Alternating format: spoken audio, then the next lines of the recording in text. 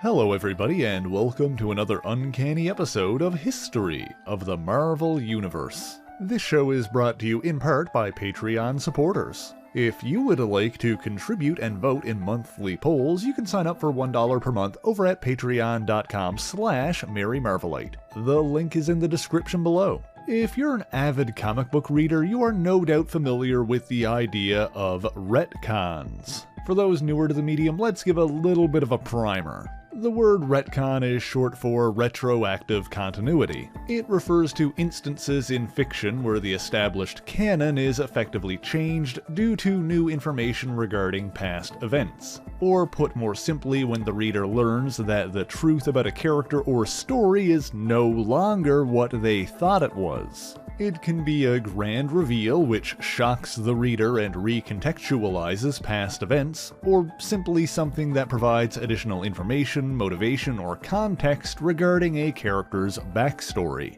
In either case, a retcon should ideally make sense when those past stories are re-examined with the new information in mind. For an example of one that was done to explain an inconsistency between previous stories, we need to look no further than one of Marvel's earliest and most iconic heroes, Captain America. The Star-Spangled Man with a Plan first appeared in Captain America Comics #1, cover dated March 1941.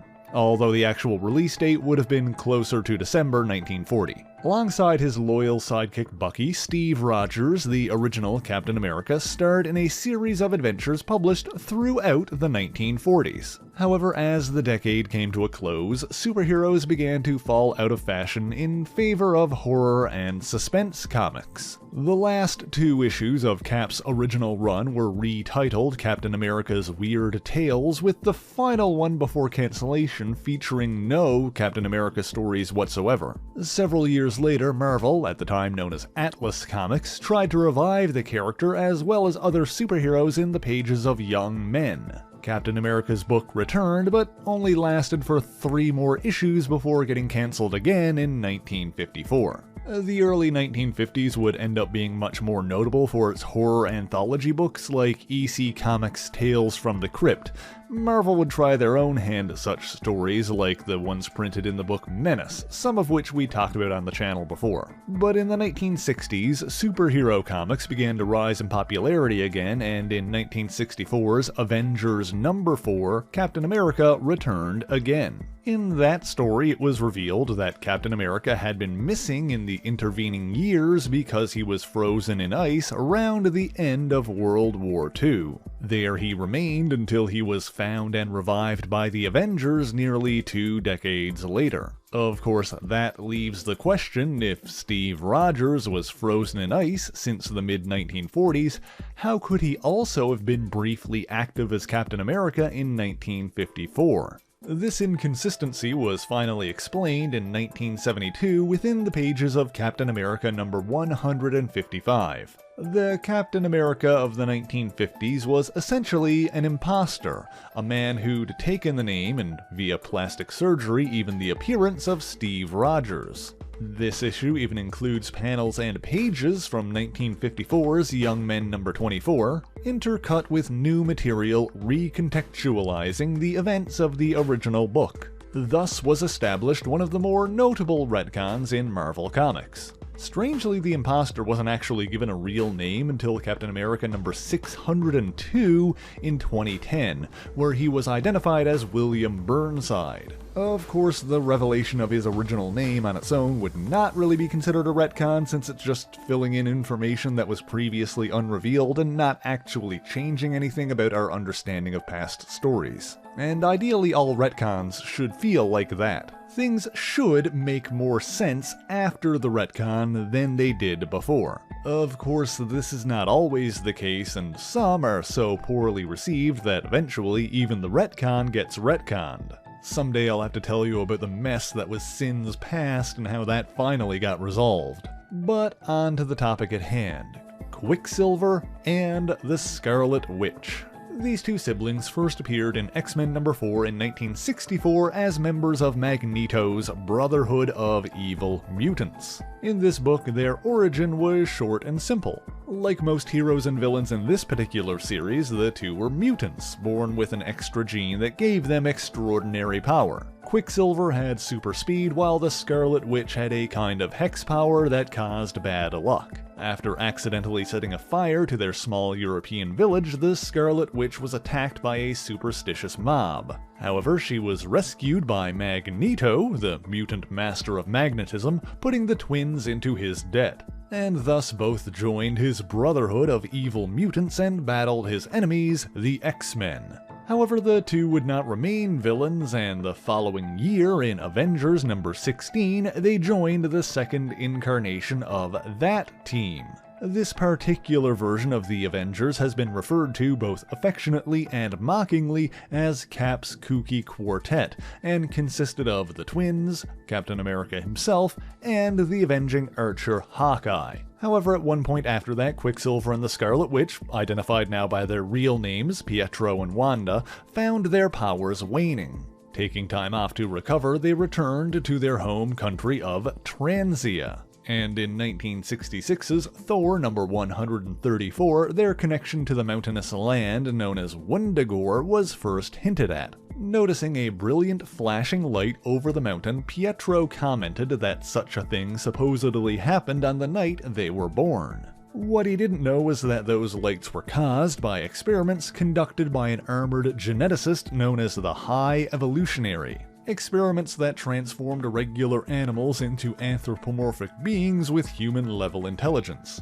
The twins would also have further encounters with Magneto, and in 1967's Avengers number 47, their original backstory was revisited for the first time. This time it was largely the same as before, but with a few more details added, like the twins being recent visitors to the village and Magneto saving Quicksilver's life from the angry mob as well. However, the subject of their parentage was not broached until 1974's giant-size Avengers number 1.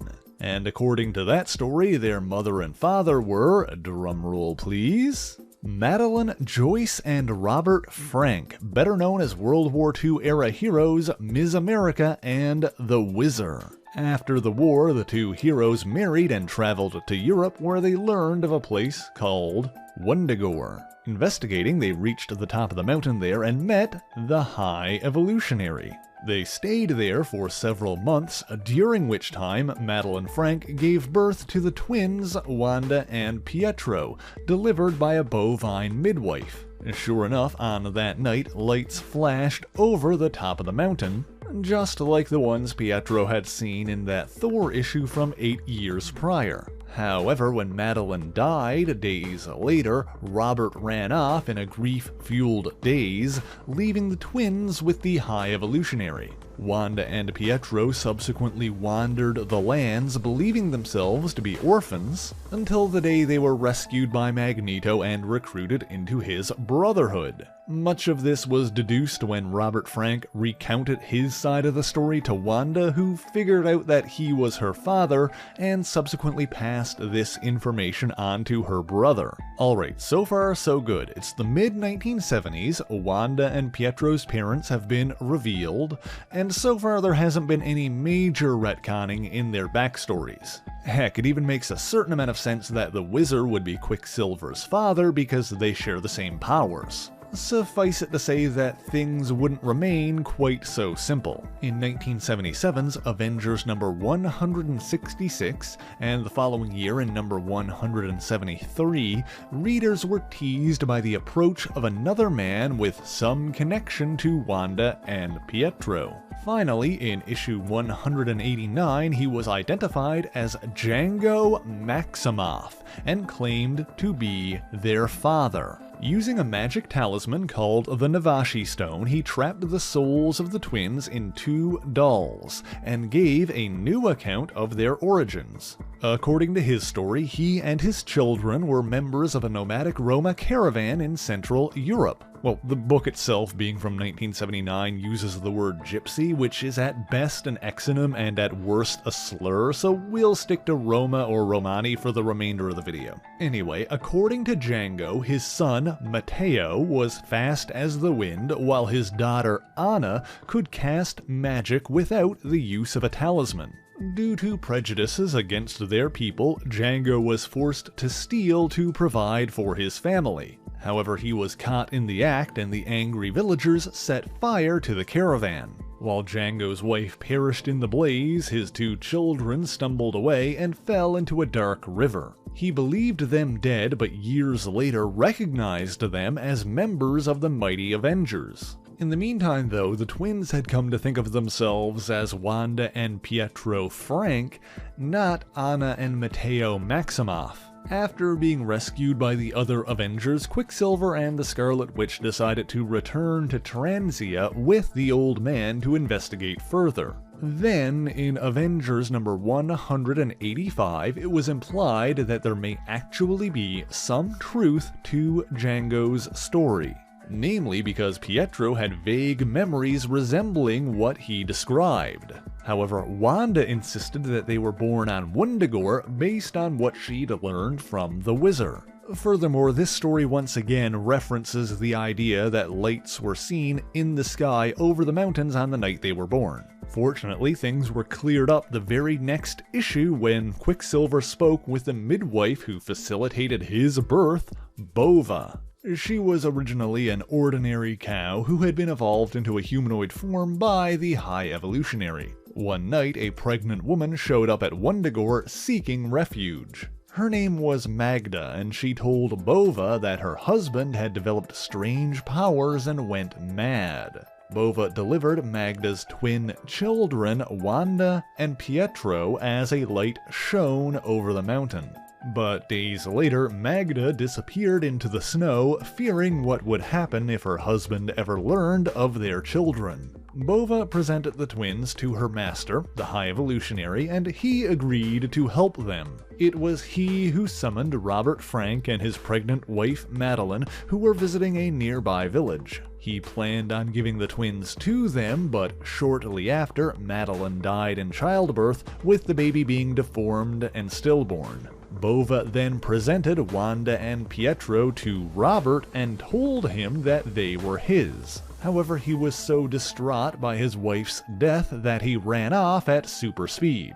And so the High Evolutionary instead gave the twins to Django Maximoff and his wife, who had recently lost their own children, Anna and Matteo. So it seems that there was truth to Django's story, but in his old age he confused his adopted children with his deceased biological ones. Furthermore, the idea that Wanda and Pietro were the children of the Whizzer and Ms. America was based on misinformation from Bova. As for the lights above the mountain the night they were born, that was actually explained further in the following issue, 1979's Avengers number 187. It seems that centuries prior, Wundagore Mountain itself was used to imprison the dark god Chthon. On the night the twins were born, the High Evolutionary and his forces fought to prevent Chthon from resurrecting himself. But as they did, the ancient god reached out and implanted within Wanda great magical potential.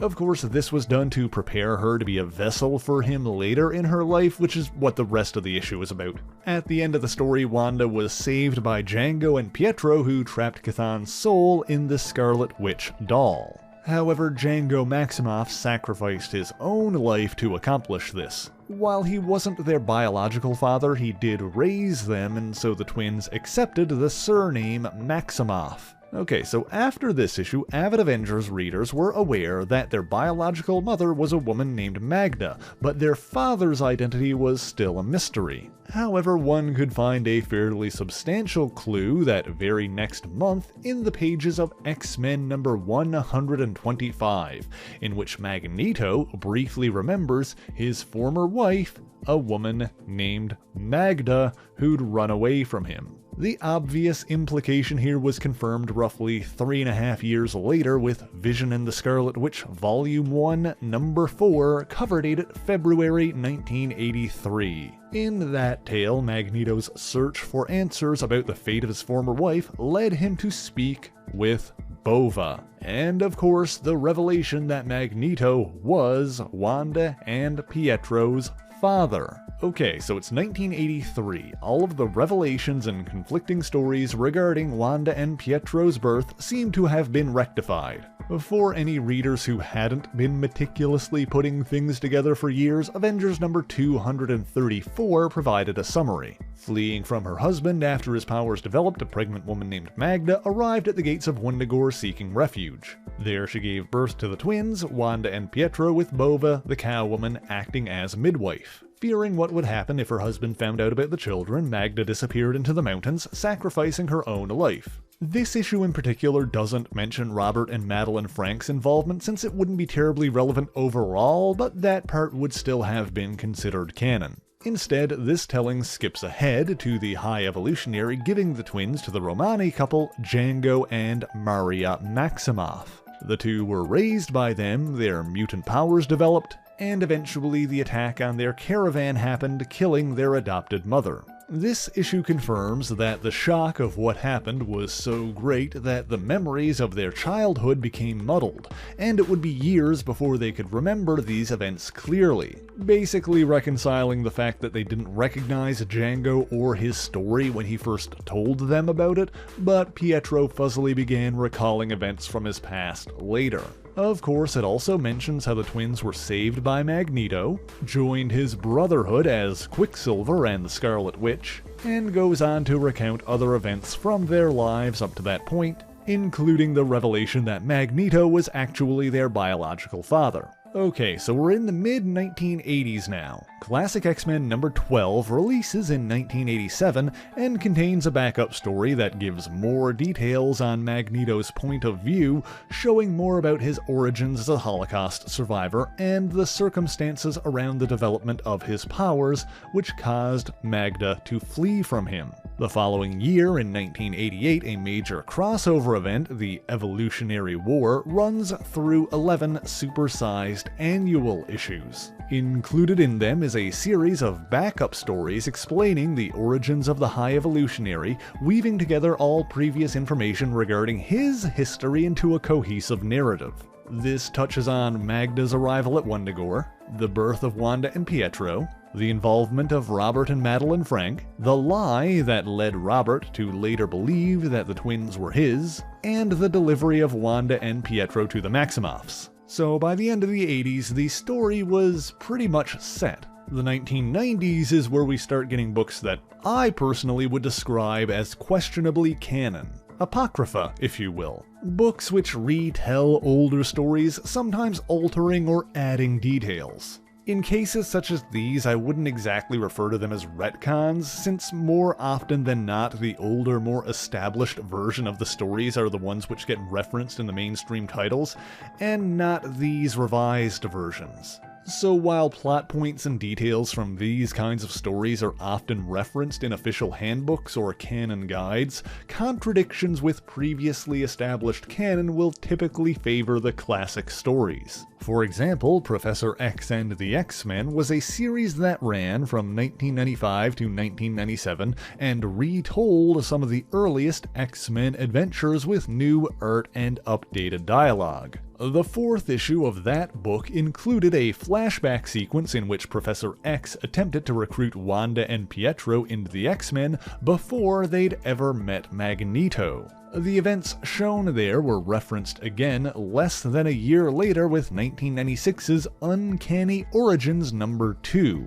This is another book that I would personally describe at times as being questionably canon. As the title suggests, it focuses on recounting the origins of various characters. But the second issue, focusing on Quicksilver, is pretty consistent with everything that had been revealed up to that point. Magneto, Magda, Bova, the High Evolutionary, the Franks, the Maximoffs, it all plays out here as told in the late 1970s and early 1980s, taking everything into account with only minor details altered here and there. Since some other stories in this series took much more artistic liberty in their reinterpretation of events, I think it's safe to say that by this point the somewhat convoluted circumstances surrounding the birth of the Maximoff twins were well established, and that attempts to add or alter this story would only serve to needlessly complicate matters. And thus we jump ahead to 2014 and the events of Axis, a crossover event involving both the X-Men and the Avengers. We don't need to go into detail about the events of that book, but the basic premise is that an inversion spell was cast that flipped the alignments of various characters. Or to put it simply, a bunch of heroes became villains for a while and vice versa.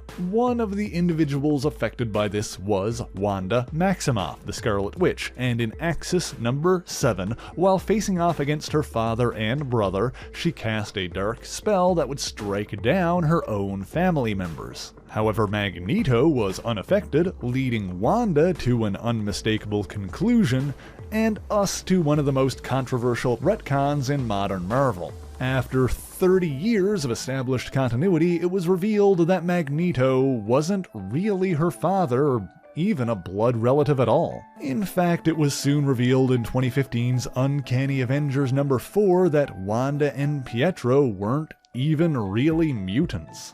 Their powers were the result of experimentation the High Evolutionary had performed on them while they were children. According to that story, the High Evolutionary abducted them from their real parents, did alterations which made them appear to be mutants, and then returned them.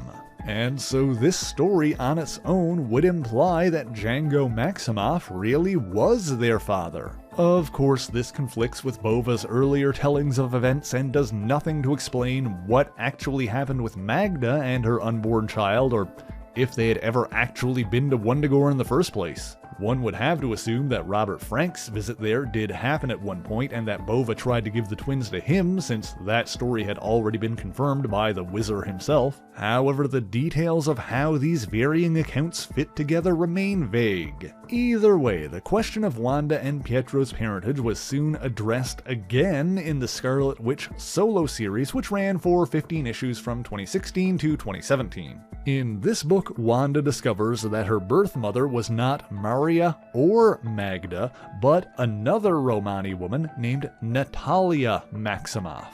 Not only did she share the same surname as Wanda's adopted parents, but Natalya was also a magic user known as the Scarlet Witch. Some lingering questions were answered in issues 11 and 12 of that series when Wanda investigated for herself and spoke with a woman who knew her mother, Dasha Kolarov. She confirmed that the High Evolutionary had kidnapped Wanda and Pietro when they were just babies. She also explained that Natalya followed him back to Transia and battled his Knights of Wundagore but was ultimately overwhelmed. After he'd done his tampering, the High Evolutionary gave the twins to Natalya's brother and his wife. And so it turns out that Django Maximoff wasn't Wanda and Pietro's biological father, but he was their uncle. There is of course some logic in the idea that Django came from a magical family, since he was able to transfer souls into living dolls, albeit with the aid of a magical talisman. Wanda also spoke to her adopted mother, Maria Maximoff, as it turns out that she was still alive. The attack on the caravan did indeed happen as Django described and Pietro vaguely remembered, and while Maria was indeed stuck inside a burning wagon, she was able to break free from the weakened wood. One person in the mob took pity on the poor burning woman and smothered the flame, saving her life.